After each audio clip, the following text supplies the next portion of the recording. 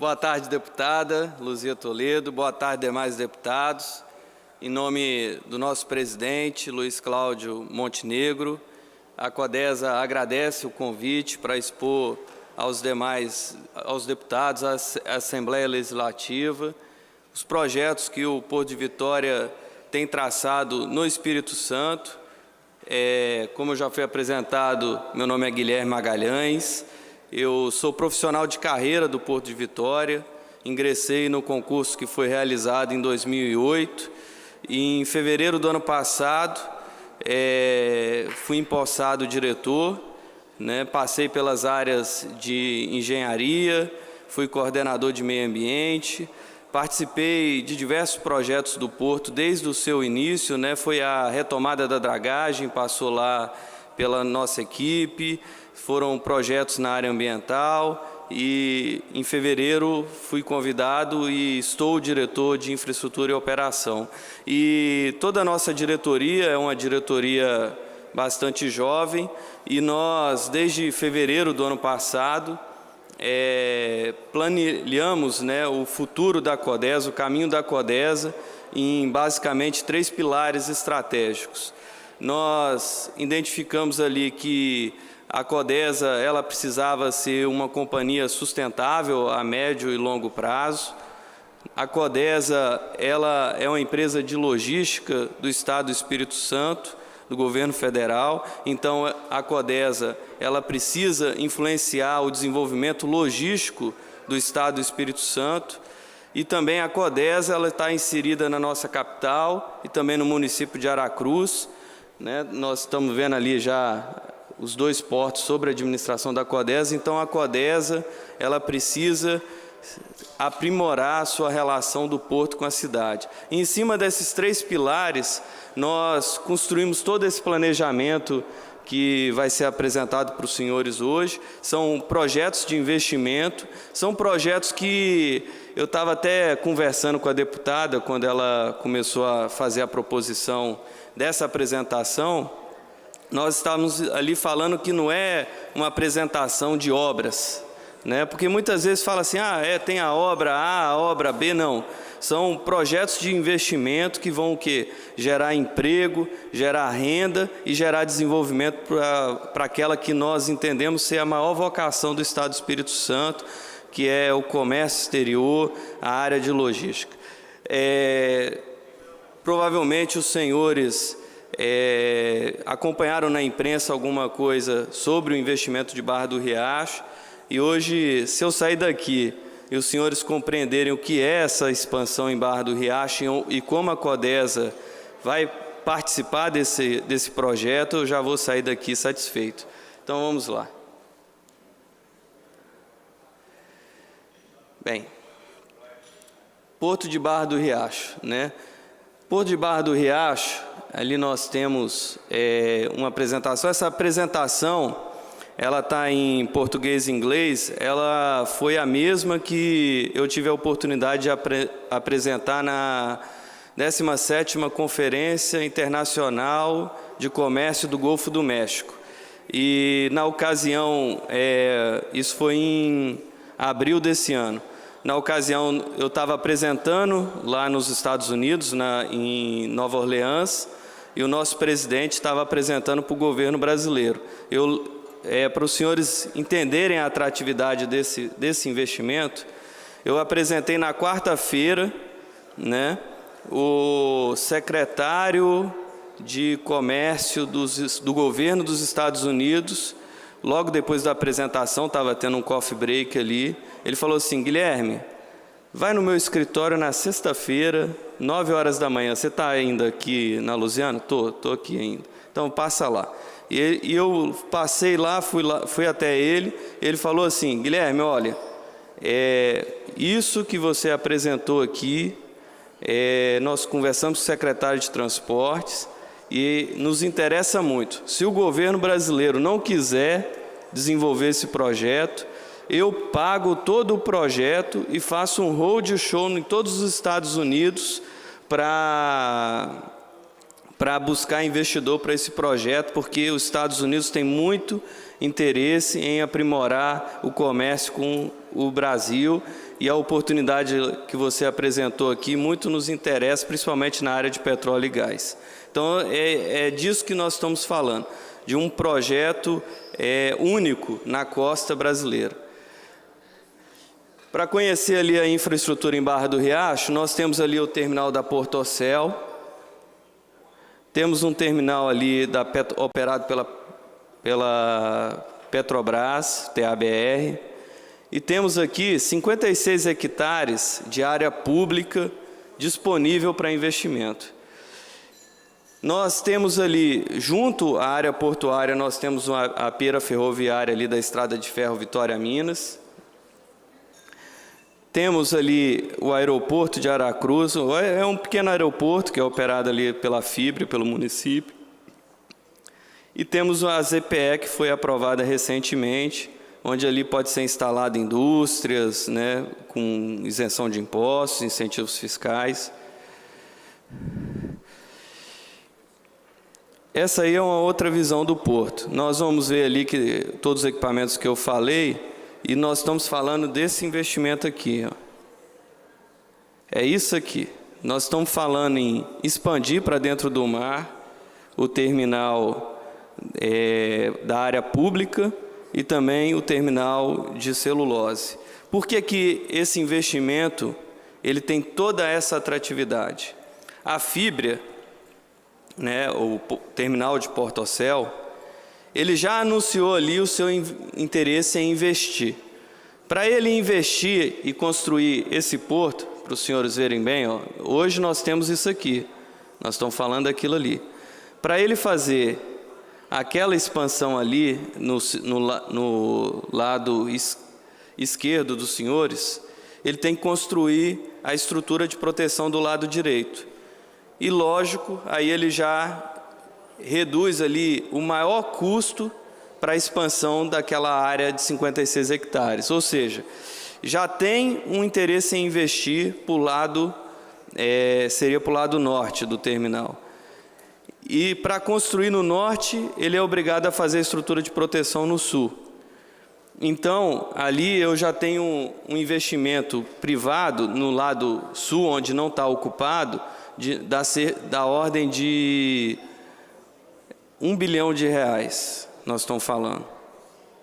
E com isso, eu reduzo significativamente o custo de investimento do segundo parceiro. E também é vantajoso para o terminal de celulose, porque ele divide ali os custos dessa expansão e aumenta a viabilidade do negócio.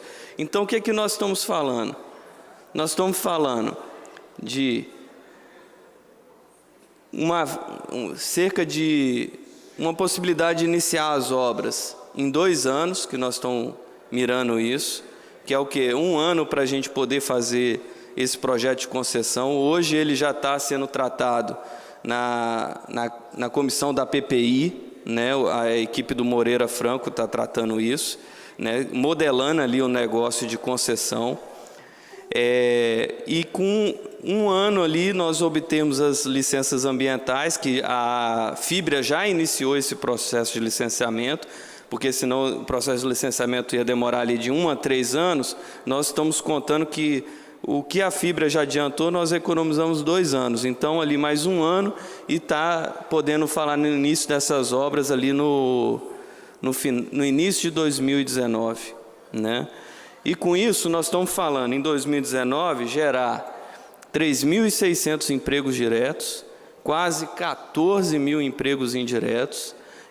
Nós entendemos que essa obra é uma obra que deve durar ali, conforme ali a modelagem que vai dizer melhor, mas também de cerca de 3 anos, 3 a 5 anos, né? E na fase operacional, no emprego do porto, nós estamos falando em 1.400 empregos diretos e 3.800 empregos indiretos, isso no funcionamento, depois que o porto entrar em funcionamento. E os investimentos dos 2 players junto, tanto a Fibra e o segundo player a ser selecionado nesse projeto de parceria de investimento, nós estamos falando de investimento da ordem de 2,5 bilhões de reais. Nós temos diversos ganhos com esse projeto. São ganhos Para o Espírito Santo. O Espírito Santo hoje ele tem uma deficiência em terminal de contêiner. Hoje o nosso terminal de contêiner, localizado em Vitória, ele tem restrição ali quanto ao tamanho dos navios. Construir um novo porto demora um tempo significativamente maior do que esse horizonte que eu estou apresentando para os senhores. Então, para o Espírito Santo, significa o quê? Uma opção rápida para você dinamizar a estrutura portuária no Espírito Santo. E ele, além de tudo, ele mantém as cargas do Espírito Santo. Muitas das nossas cargas hoje são movimentadas pelo Rio de Janeiro e portos vizinhos, né? E ele cria no norte do Espírito Santo um verdadeiro polo de desenvolvimento, um indutor de desenvolvimento no Espírito Santo, porque vem o porto, vem uma gama de negócios, desde da necessidade de treinamentos que vão ter, o comércio local favorece. Nós estamos falando da injeção ali, durante as obras, de quase 17 mil empregos. Então, assim, a quantidade de dinheiro que vai circular na cidade, no nosso estado, isso ali vai gerar um novo polo de desenvolvimento no norte do estado. Para a Codesa, ele está muito relacionado à nossa sustentabilidade como empresa. Por quê? Ela vai ampliar a nossa movimentação e nossa receita, fortalece a instituição Codesa, amplia ali os negócios, e além de tudo ele acaba desenvolvendo a ferrovia, acaba todos os outros modais de transporte vindo junto. A rodovia recebe investimento, a ferrovia. Então, o desenvolvimento desse porto, ele é fundamental para o desenvolvimento do norte do nosso estado. Aqui, bem rápido, só como que o projeto é interessante. Nós vemos aí vários portos. Eu quero construir um porto. Aí, quer construir um porto aonde? Quero construir um porto lá em Jacaraípe.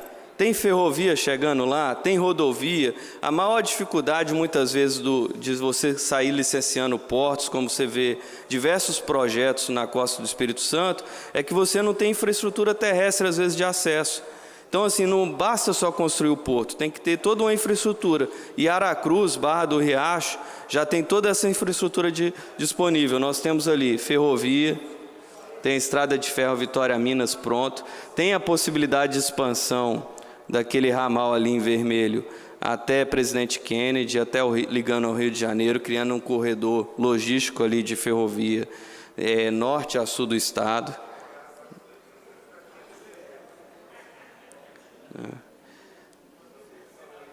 Rodovia, nós temos ali a 262, que nós estamos aí batalhando para ter a concessão dela e ampliações, investimentos. Tem a 101, que já foi concedida e está tendo uma série de investimentos. E temos ali na 101 diversas ligações com o Porto de Barra do Riacho, rodovias estaduais.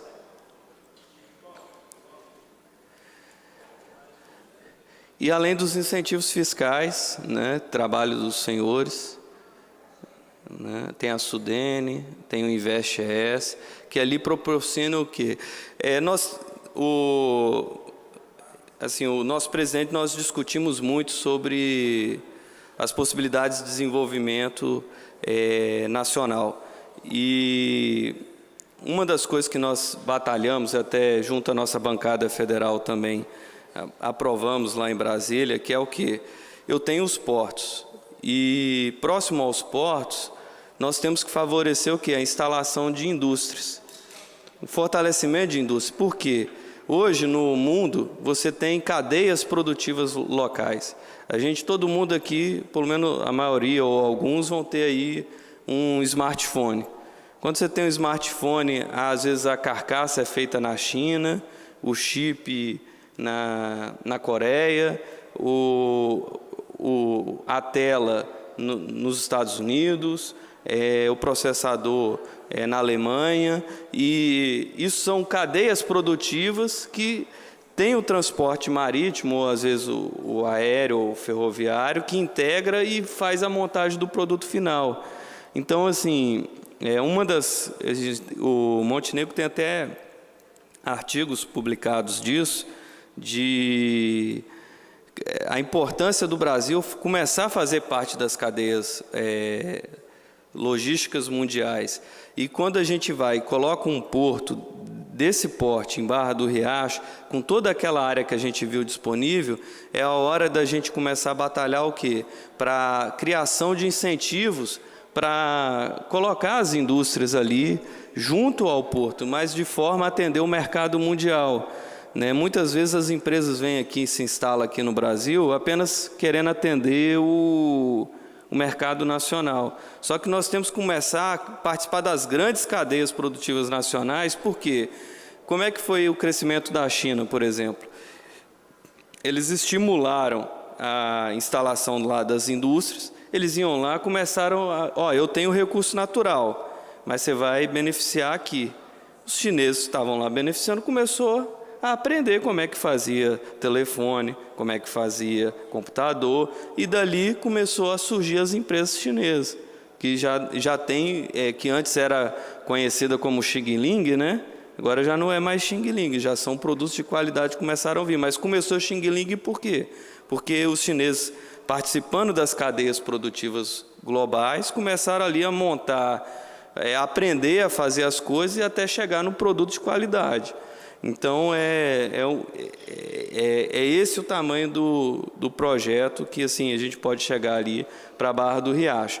E isso através de o quê? De um projeto de concessão. É uma parceria público-privada. Muita gente fala, não é a privatização, não é a privatização. No mundo todo, e é muito importante nós olharmos para os sistemas portuários que dão certo, a autoridade portuária ela tem autonomia dentro do seu território, dentro daquilo que foi aquele patrimônio, e ela é pública. E é o modelo que eles chamam de landlord, é o senhor da terra. E o que tem que ser feito, que assim o sistema portuário brasileiro patina muito, é a flexibilização da legislação, da autonomia à autoridade portuária para o quê? Para ela fazer contratos. Muitas vezes a gente acha assim, não, eu tenho aqui uma área na Codesa para montar um terminal. Eu tenho que fazer a licitação, tem que ter concorrência, e não é assim que funciona no mundo. No mundo funciona assim, eu tenho até a área portuária lá disponível para ser explorada. Chega o dono da carga e fala, olha, eu cuido, faço a infraestrutura final aqui, a superestrutura, eu trago a carga, opero a carga. E aí você fala, mas e se outro quiser operar? Eu fiz essa pergunta num dos seminários internacionais que a gente participou. Mas e se tiver outro cara querendo a área? Eu construo outro porto. Porque eu quero é o desenvolvimento. E a gente fala assim, tanto às vezes da licitação, de abrir isso, e como se assim, a gente tivesse faltando área. Nós estamos vendo que é o contrário, eu tenho 56 hectares ali, tenho área em Vitória que nós vamos falar, e assim, eu tenho área disponível para ser explorada, para receber investimento. Então, assim, é necessário essa flexibilização no investimento. Mas vamos falar agora um pouco de Vitória, o que nós temos feito lá para melhorar a eficiência operacional do Porto de Vitória, os investimentos do Porto de Vitória. É um assunto bem conhecido de todos, eu entrei no porto, a dragagem estava suspensa pelo Tribunal de Contas na época, isso foi em 2010, que eu fui admitido, em agosto de 2010. Nós fizemos outro projeto, foi feita a licitação foi um sucesso, as obras foram executadas, ocorreram algumas dificuldades operacionais, paralisaram e foram retomadas, e estão com previsão de conclusão para junho desse ano. Vamos lá passar como é que está a dragagem. Aqui é uma vista computadorizada do canal, a área azul ali é a área que está sendo dragada. Qual que é a natureza da região que está o Porto de Vitória? Nós olhamos para um lado, nós vemos o quê? Vemos o Penedo, Olhamos para o outro lado, tem pedra, No meio não é que tinha que ter pedra também no meio do canal, né? E foi feito muitos estudos, e nós vamos entender aqui o que está acontecendo.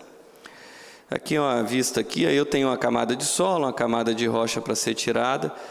E qual que é o tamanho desse projeto? Nós estamos falando em quase 2 milhões de metros cúbicos de material retirado do canal.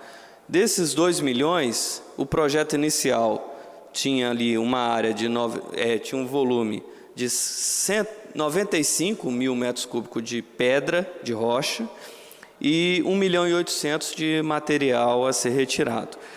Esses 1.800.000 já foi retirado cerca de 1.700.000 e da rocha nós já tiramos os 95 e tem ainda mais 15 que foram novas áreas identificadas.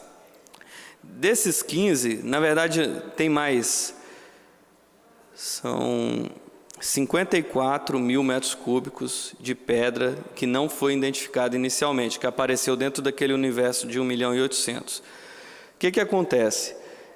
Com esses novos materiais, a gente ficou limitado até no contrato, né? O contrato tem um limite para você acrescentar volumes, né? Os 25%, tem as regras do direito administrativo. E o que acontece? Nós fizemos uma análise de modo que a gente esgotaria o saldo possível de ser executado e obtesse o ganho do navio imediatamente. Então, hoje, a situação da dragagem é o seguinte: se eu parasse a obra hoje, o que acontece? O navio, eu não adianto ter tudo a 14 metros, deputado, e ter um ponto com 13. Porque aquele ponto de 13 vira uma restrição do navio, porque o navio vai bater naquele pontinho alto que tiver, por menor que seja, né? Por uma pedra que tiver lá alta, ele não passa ali, eu vou ficar limitado pela altura mais alta, pela parte mais alta da minha batimetria do fundo do canal. Então, hoje, se eu parasse, o projeto inicial, o navio, ele teria ali um calado de 12,5. Se eu parasse hoje, eu ficaria com 12, não 12,5. Eu tenho hoje 10,67, estaria indo para 12 e não chegaria no 12,5. Nós tivemos uma reunião essa semana em Brasília, porque é a Secretaria de Portos que faz a execução desse projeto, e foi acertado os últimos detalhes para esgotar esse saldo, de modo que, com a maré, a gente consiga entrar com o navio com 12,5 de calado. Isso significa o quê? Nós vamos finalmente, assim, vai poder ser dada a notícia assim, terminou a dragagem, porque o navio tipo ele vai entrar no porto, vai ser apenas em 4 horas do dia, né, que é o momento que a maré vai estar no seu ápice, né? Mas o navio tipo ele vai entrar no porto. Não vai ser sem restrição, que era o projeto inicial, era assim, qualquer hora do dia o navio poderia adentrar dentro do porto, né, o navio de projeto. Mas foi, se você for olhar dentro de um universo de 2 milhões quase de metros cúbicos, nós estamos falando em 50 mil metros cúbicos de pedra, nós estamos falando em menos de 0,5%. Do volume total que a gente imaginou que era sedimento e na verdade é rocha e não foi possível tirar nessa primeira etapa. Uma coisa importante de falar é que, embora é um resultado satisfatório para a operação do porto, né, até porque eu não tenho navio chegando toda hora, né, nós não nos demos por satisfeito. E assim, o secretário de Portos, o doutor ex-senador Luiz Otávio, né, e toda a secretaria está empenhada já está iniciando a fase 2, né, que é retirar as restrições. O retirar as restrições e ainda conseguir alargar um pouco mais o canal. Hoje nós temos um navio de 242 metros que entra no porto. Nós vamos passar a ter um navio até um pouco maior, de 265. Isso seria uma fase 2 das obras de dragagem, que é continuar os ganhos operacionais e manter o nosso porto na cidade cada vez mais competitivo. O porto é importante também na cidade de Vitória, e ele tem uma vocação natural. É muito comum, às vezes, né, os senhores deputados estão sempre com o povo, né, devem ouvir, por que não faz o Porto Madeiro em Vitória? Ia ser um charme, né? Mas o que acontece? O Porto de Vitória, ele atende navios aí da classe Panamax. Então, é um porto importante para cabotagem, tem um valor para o centro de Vitória, né, ali para o comércio, para as empresas que ali trabalham. Então, assim, é um porto economicamente viável, né? Quando você fala os casos, por exemplo, Porto Madeiro, né, você vai ter ali que ele tinha 2 metros de calado, né? Então, você compara 2 metros com 12 metros que nós estaríamos hoje, né? Há uma diferença significativa. Como as obras ainda estão esticando um pouquinho, a gente já deu entrada na Capitania dos Portos para que essa profundidade maior já seja homologada de imediato, né, para o porto, e a gente já ter algum ganho operacional imediato, porque geralmente a Marinha demora 6 a 8 meses para analisar um pedido de alteração da profundidade do porto. Então, esse é um status aí da obra de dragagem do Porto de Vitória. Bem, deputado, todos os parlamentares conhecem o Porto de Vitória? Porque, assim, a gente podia fazer uma sessão lá também, assim, de conhecer as instalações, conhecer os projetos, conhecer a nossa diretoria. Eu estou quebrando protocolo, você puxa a orelha, você tem... Aproveitar que está no ar, pode convidar a Assembleia e nós ajudamos a organizar os deputados e deputadas, os técnicos que quiserem visitar a Companhia Docas do Espírito Santo, o nosso Porto de Vitória. Com certeza. Isso já foi feito em outros momentos e não agora, recente. E eu acho muito importante. Eu mesmo acompanhei o governador várias vezes, a senadora Rose várias vezes, e os deputados que, na verdade, representam o Espírito Santo, né, são os legítimos representantes do povo capixaba, com certeza seria muito importante eles irem ao porto para ver as obras em loco, como nós já fizemos isso, né? Vai ser um prazer recebê-los. Já estão convidados por mim, pela diretoria da CODESA e pela deputada Luísa Toledo também. É importante a gente ressaltar, abrindo um parênteses, eu estou falando muito que a deputada falou que eu tinha o tempo que eu quisesse aqui. Se tiver que ir para o final, você me fala. Não, ainda tem assim mais uns 12 minutos. 12 minutos? 12 dá para minutos. falar então.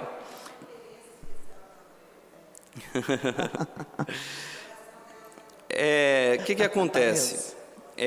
Todos esses projetos também são acompanhados de muitas ações sociais, né? Infelizmente eu não consegui separar, eu tinha a pretensão de colocar, mas eu não consegui separar. Mas, por exemplo, a obra de expansão dos Dolphins, eu nem selecionei esse assunto para essa apresentação. A obra, né, pelas condicionantes ambientais, a gente tem um relacionamento muito bom com o IEMA, né, que é ligado ao governo do Estado, faz trabalhos com os institutos, educação ambiental, são projetos que assim, a gente tem batalhado lá, a Rose tem apoiado muito lá para fazer essa divulgação. E assim, todos esses investimentos, além de alavancar a economia capixaba, também tem um lado social assim que eu sou muito suspeito, assim, porque eu fui coordenador de meio ambiente. E são trabalhos assim que foram expostos em conferência de portos e cidades, né? Nós criamos uma comissão de acompanhamento das obras, os líderes comunitários colocam lá as questões, muitas vezes até ligado aos próprios municípios, né? Que às vezes ali deixam lacunas, né? E o porto trabalha levando também a voz da cidade, né? Olha, isso foge à minha competência, mas nós vamos chamar aqui o prefeito Max, o Luciano, e vamos apresentar. E assim, é uma nova vocação dentro daqueles 3 pilares estratégicos que nós temos descoberto, que é o quê? De ser também a voz da cidade. Há um processo de integração forte hoje na Codesa entre o porto e a cidade. Aqui, o Porto de Vitória, uma vista aérea, aí nós temos lá o cais comercial, nós temos os berços 101 e 102, né, já estão indo para 1067 agora e vão para 12 assim que for homologado no canal também. Eu tenho a Tecnip dentro do Porto de Vitória. Por exemplo, a Tecnip é um exemplo perfeito daquilo que eu falei sobre contratos. A Tecnip se instalou em Vitória, sabe quando? Sabe? Eu não lembro. Foi quando? Tem muito tempo, mas ela foi resultado, pelo que eu consegui levantar, é que me fugiu a data. Mas ela foi instalada em Vitória numa parceria internacional Brasil-França, que foi instalada a fábrica da Tecnip em Vitória. A Tecnip está apertadinha ali. Se eu voltar aqui, ó, tá vendo essa área mais próxima da parte roxinha aqui, onde os 2 armazéns mais próximos de mim, ali é o 103, 104. Por exemplo, a Codesa tem um projeto de ligar a área da Tecnip até aquela quina lá no berço 102. Nós estamos passando por um momento no país que não há disponibilidade de recurso federal, mas a Tecnip teria interesse de emendar e poderia ser concedido. E da forma que está a legislação hoje, eu tenho que licitar, né? Eu teria que licitar. Eu não garanto que ela vai fazer, e eu tenho ali um potencial de um negócio que vai gerar emprego para a cidade. Duvido que outro vai ter interesse, mas assim, são uma amarra da legislação, porque aí para me licitar é um processo complicado e o poder nem está na Codesa mais. Então, assim, é um exemplo que assim, a autoridade portuária ela tem que ser cobrada por resultado, né? Ela é uma empresa, dá liberdade à empresa. A lei das estatais já fez isso um pouco, mas é preciso efetivamente trazer essa mentalidade, porque o gestor ele tem a liberdade de fazer o público ser viável e atender realmente o interesse público, que é não deixar áreas ociosas. Ali o Tecnip, tem um berço ali para movimentação. Eu tenho a base da Prisma ali em Vila Velha. Tenho o Pau Gus ali que movimenta produto siderúrgico. Tenho um terminal privativo do DPU. Tenho o nosso terminal de container. E eu tenho uma área ociosa aqui. Hoje, isso é outro projeto de investimento. E a deputada repare que não é com dinheiro da União mais, né? A gente estava já falando de dinheiro do privado. E é importante essa parceria público-privada. Nessa área ociosa em Capoaba, da instalação de um terminal de granéis líquidos ali. É outro projeto de concessão que nós estamos trabalhando, né? Nós vamos arrendar aquela retroárea. E ali nós estamos prevendo 1 milhão de toneladas de granéis líquidos a serem movimentados ali por ano. Para ter ideia desse número, a Codesa movimenta hoje 7,5 milhões de toneladas, né? Então é um crescimento significativo, né? Ali já está no EVTEA, o EVTEA foi feito pela Codesa. A gente não tem competência para fazer isso pela lei dos portos, mas a gente fez um acordo com o Ministério para a gente desenvolver o projeto e doar o projeto para que o Ministério toque o arrendamento daquela área. Aí tem o CPVV lá no fundo. Nós também temos investido em eficiência operacional. O VTMS é um sistema que nós podemos comparar com o sistema do tráfego aéreo, né? Seria a torre de comando. Nós temos um radar ali no Morro do Moreno que cobre toda essa área em rosa e essa área em verde quadriculada. Nós temos estação remota ali no Morro do Moreno. Temos uma estação remota também em Vila Velha, no Morro do Atalaia. E tem uma boia que também passa ali, eu tenho visibilidade, velocidade de corrente. Nós somos o primeiro porto do Brasil a efetivamente ter um sistema desse. A Sul falou que colocou primeiro, mas o do Açu chama um AIS, é um sistema passivo. A embarcação manda informação para ele. O nosso não, o nosso é um sistema ativo. Se tiver qualquer coisa de raio maior que 1,5 metro na Baía de Vitória, pode ser desde um barquinho a remo ou um barco à vela, o meu sistema identifica como uma embarcação e eu consigo ali já tentar comunicar por rádio ou avisar um perigo a quem tiver uma embarcação maior que estiver trafegando ali. Então isso traz segurança à navegação, é um sistema basicamente de segurança, gera muita informação porque eu começo a ver a velocidade que o navio está entrando, qual o caminho que ele passa, então eu consigo discutir melhor questões de manobrabilidade de navios, se eu posso aumentar o navio às vezes porque eu estou tendo folga na manobra, né? Então assim, é um sistema que permite ganho de eficiência e também traz muita segurança à navegação. Aqui são as estações mesmo, as áreas que são cobertas pelo sistema. E também um sistema em terra inteligente, que nós chamamos de cadeia logística inteligente. O que é esse sistema?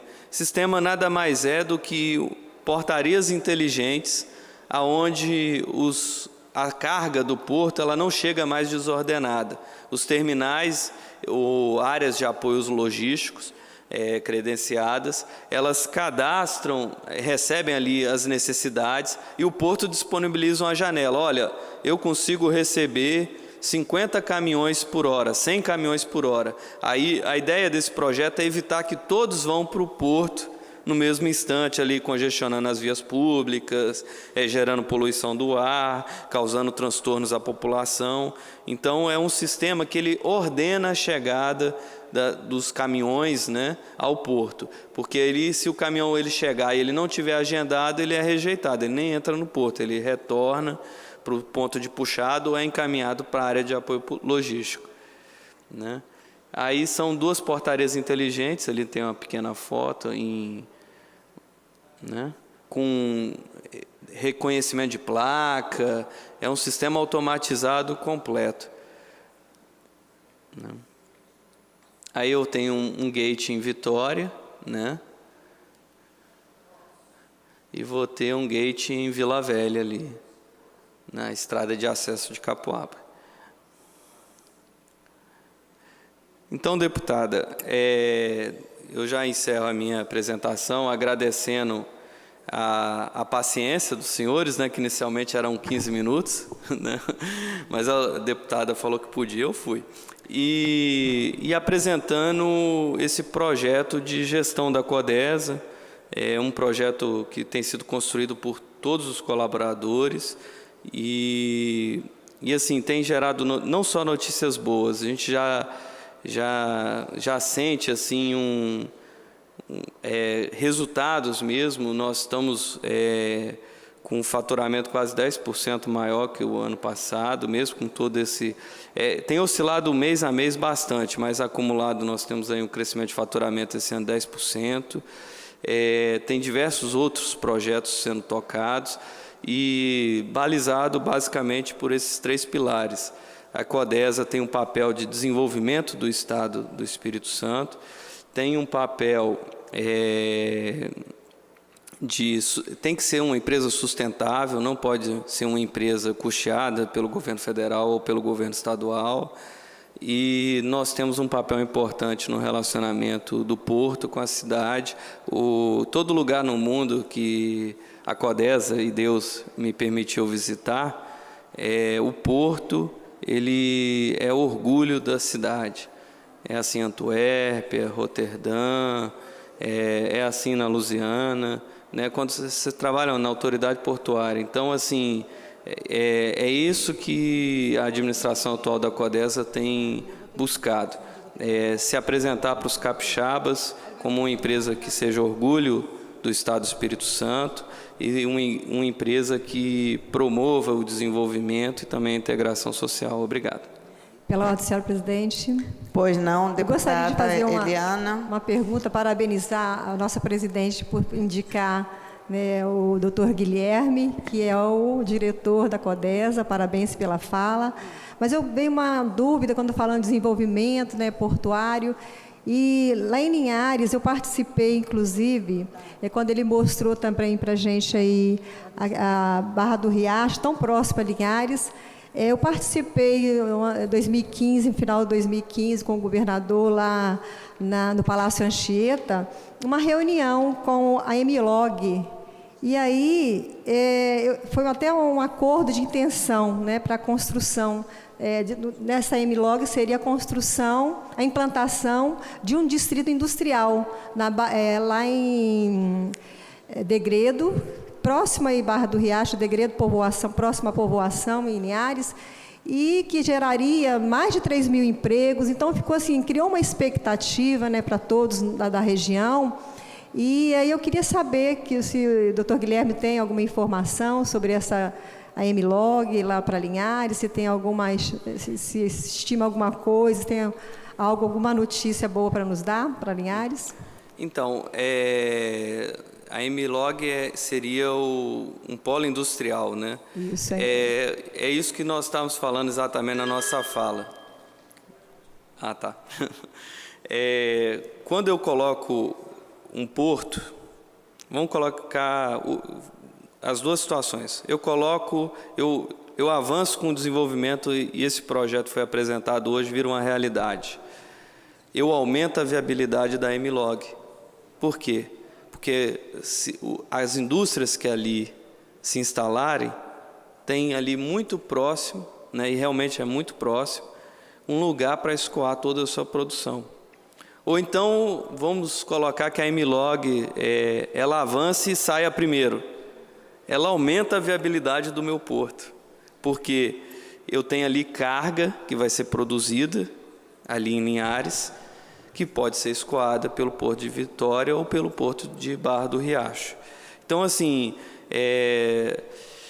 são projetos que se autopotencializam. Eu não conheço o projeto, né? Estou à disposição para conhecer, e é esse o papel que a CODESA tem buscado assumir. Nós estamos adeptos a todos os projetos. Os projetos, muitas vezes a gente pensa assim, uma pergunta poderia ser feita, por exemplo, e os outros 9 ou 10 projetos de porto na costa do Espírito Santo? Não, eles não se anulam. O momento hoje, eu esqueci, como é que é o seu nome? Deputada Eliana Dadal. Deputada Eliana, me perdoe. O momento hoje, deputada Eliana, é um momento nós estamos passando por um momento de crise. Então, o que se acontece no momento de crise? A gente esgota as infraestruturas existentes. Barra do Riacho é uma infraestrutura existente. Então, é melhor eu esgotar. Se eu tenho espaço para expandir em Barra do Riacho, ao invés de construir um porto novo, eu termino de construir o que eu comecei. E assim vai chegar um momento que vai esgotar ali Barra do Riacho, eu não tenho para onde crescer mais, eu construo outro porto, vejo qual é o próximo que tem maior viabilidade. Então, assim, embora sem conhecer o seu projeto, eu posso falar tranquilamente o quê? São projetos que se potencializam. E o desenvolvimento do Estado do Espírito Santo potencializa também o porto. Por quê? Se eu estou colocando um polo industrial, esse polo industrial vai fazer uma produção. Entra naquilo que eu estava refletindo com os senhores sobre as cadeias produtivas. Que indústrias que vão se instalar nesse polo industrial? Né?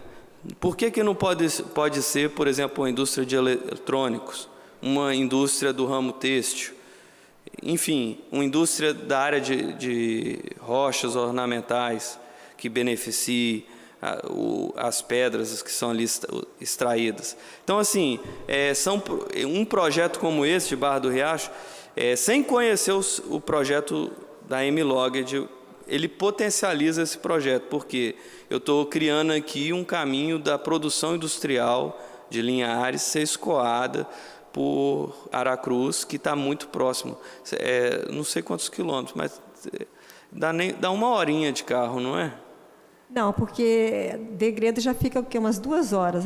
Porque eu tenho umas que 2 ir horas. até a 101 para depois seguir sim. para Linhares. É isso aí. Então tá bom. Eu não obrigada. sei se eu respondi. Não, respondeu. Obrigada. Agradeço. Obrigada, deputada Eliana. Deputado Ismael, por gentileza. Em primeiro lugar, parabenizar pela apresentação desse maravilhoso projeto, né? Realmente como capixaba, o deputado nos deixa assim, uma expectativa muito grande, a esperança muito grande de ver as coisas acontecer, né? Mas eu gostaria de fazer uma pergunta, aliás, são 2 perguntas. Uma sobre, a gente passa aí no centro de Vitória, vê aqueles armazéns, né? Ali sempre dá aquele aspecto assim de abandono, né? Pois, né? Tá aí esse monte de subutilizado, né? A minha pergunta vai nessa direção, assim, né? Eu precisei sair um pouco quando estava falando sobre Vitória. Esse projeto de revitalização, vamos assim dizer, do Porto de Vitória, né? Que vai dar uma maior dinâmica. Esses armazéns que tem toda ali aquela área ali do centro de Vitória serão todos assim reaproveitados, utilizados dentro desse projeto. E a segunda pergunta é sobre o Porto Profundo ali abaixo de Jucu, aquela região abaixo de Jucu. Tem assim alguma expectativa assim de início, sei lá, conclusão desse projeto? Se nós sabemos, né, os problemas que está acontecendo no nosso país, tudo bem, toda essa problemática aí, mas, assim, existe ali pessoas que têm trabalhado, né, ali na área de criar ali um porto seco, e aeroporto, aquela região ali, daquela região de cima, o movimento. Existe alguma, assim, previsão, alguma coisa, né, ali, esse Porto Profundo ali na Barra de Jucu? E sobre o armazém, porque muita gente pergunta isso. Deputado, primeira pergunta referente aos armazéns, aí a gente vai, e é legal quando a gente define um caminho, que aí basta andar nele, né?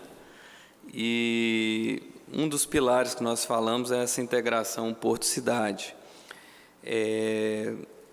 Há um ano atrás, vai fazer um ano, não foi? Setembro do ano passado, já foram diversos projetos ali para a questão dos armazéns.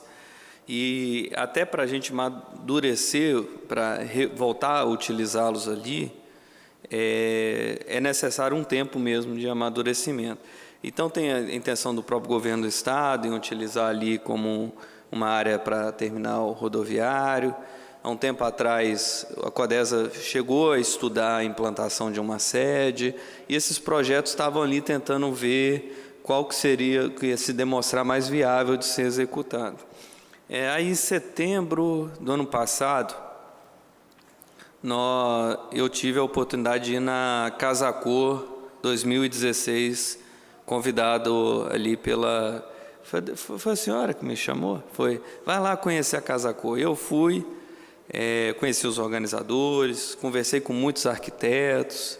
Eu sou engenheiro civil, formado na Universidade Federal. Então, o engenheiro é meio difícil para pegar essa sensibilidade do uso social, dessa integração, mas eu estou pegando o jeito, assim, e a discussão nos engrandece. E conversando muito com eles ali, e lógico, com a participação de toda a diretoria da Codesa, ouvindo os funcionários, a experiência, né? Eu tive nesse projeto da nova sede, nós temos fornecido até hoje lá para o Paulo Rui, né? Que está com a questão dos transportes, né? Tem trocado com a equipe dele diretamente muitas informações, eles estão estudando o Portal do Príncipe, essas coisas, e nós estamos ali trabalhando junto. E conversando ali, a gente identificou que os armazéns 4 e 5, que ficam entre onde acontecia a Estação Porto, né? Não teria interferência com nenhum projeto, né? E na Casa Cor, nós conversando com os arquitetos, e falou: Guilherme, por que você não transforma essa área numa área, nem porto nem cidade, uma integração entre os dois, né? Ali a transição, onde você vai ter ali a história do porto, vai ter ali aparelhos culturais, vai ter ali artesanato capixaba, vai ter um lugar onde as pessoas, a própria Codesa e os moradores do centro podem ali almoçar, fazerem reuniões, né? Cria um desenvolvimento ali, um aparelho para a cidade, né? Revitalizar o centro, né? Isso. E estava até o... Gente, eu fico nervoso, aí eu vou esquecendo os nomes, mas estava o João Gualberto. Secretário de Cultura João Gualberto. Secretário de Cultura. Isso. Exatamente, Isso. foi ele quem estava presente, e depois eu vou discorrer um pouco sobre essa proposição e essa pergunta do nosso colega Ismael. Tá. Então, Ismael, deputado, perdão. E ali, o que a gente desenvolveu? Desdobramos duas ações que já estão acontecendo. Ontem aconteceu o Open House da Casa Cor. 15 anos depois, a Casa Cor vai ser realizada no Porto de Vitória.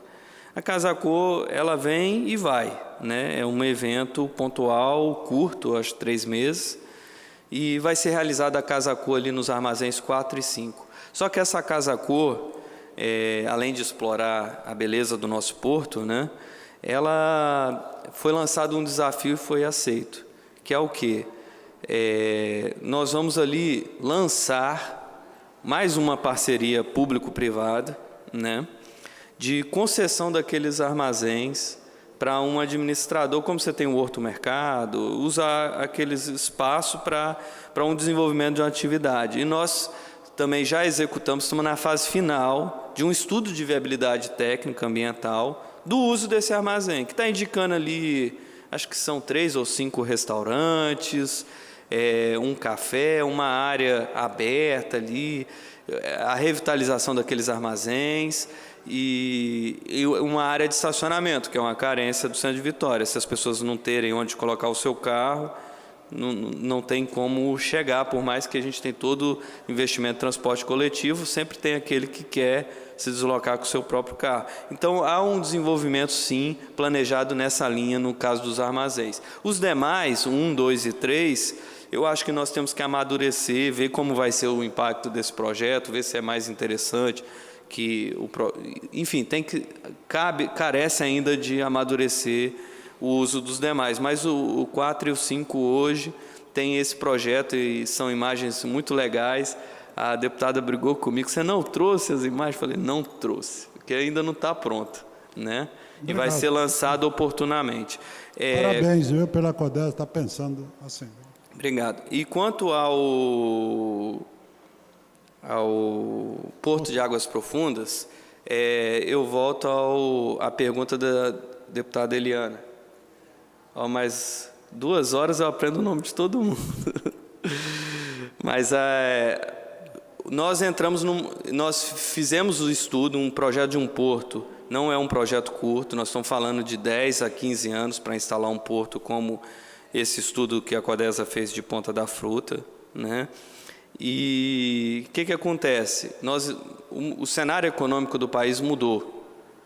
Então, não adianta eu querer do governo 6 bilhões de reais, se eu posso já ter um ganho imediato com 1,5 bilhão em Barra do Riacho, que nem é dinheiro do governo, é uma parceria privada. Então, assim, a gente conversou muito, chegamos a discorrer, o projeto está lá, o nosso presidente fez questão de conhecer o projeto, achou o projeto muito bom, acha que a economia entrando no rumo pode ser retomado, pode ser analisado, e hoje ele desceu na lista de prioridades, e não é uma prioridade nem da Codesa e nem do governo federal hoje, mas a nossa prioridade é o quê? Esgotar as estruturas existentes, que é o quê? Melhorar a operacionalidade de Vitória e usar essa área de 56 hectares que nós temos pronta para se instalar um terminal ali em Barra do Riacho. Então, assim, essa é a prioridade hoje do governo. Entendi.